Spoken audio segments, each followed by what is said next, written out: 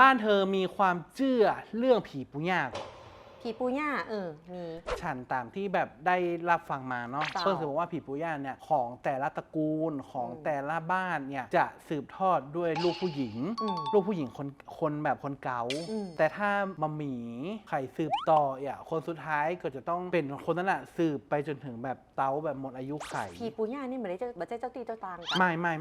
บ้านฉันอาจจะเอาเปิ้ลฮ้องว่าไปฮอมผีปุย่าทุกช่วงปีใหม่บ้านเฮาเนี่ย แบบคนที่เป็นลูกผู้หญิง คนโต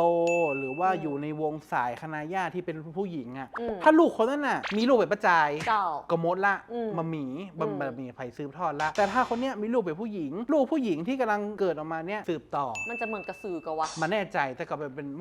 หวแบบต้องคอมเมนต์ว่าที่ไหนยังมีสืบตระกูลสืบผีปู่ย่าอยู่บ้าง แล้วก็ประเพณีเป็นเหมือนกันไหมหรือว่าแต่ละพื้นที่ก็ไม่เหมือนกันแต่ว่าของฉันลำพูนเชียงใหม่จะเป็นประมาณนี้ แต่ฉันหูจักอยู่ปูย่านึง อืม พักผีปูย่าที่กินกับแกงหน่อไม้อ่ะส้มๆเห็นหน่อยมีน้ำเห็นหน่อยหอม โอเค อันเดียวกันเนาะ งั้นเดี๋ยวกันก็ได้ เจ้า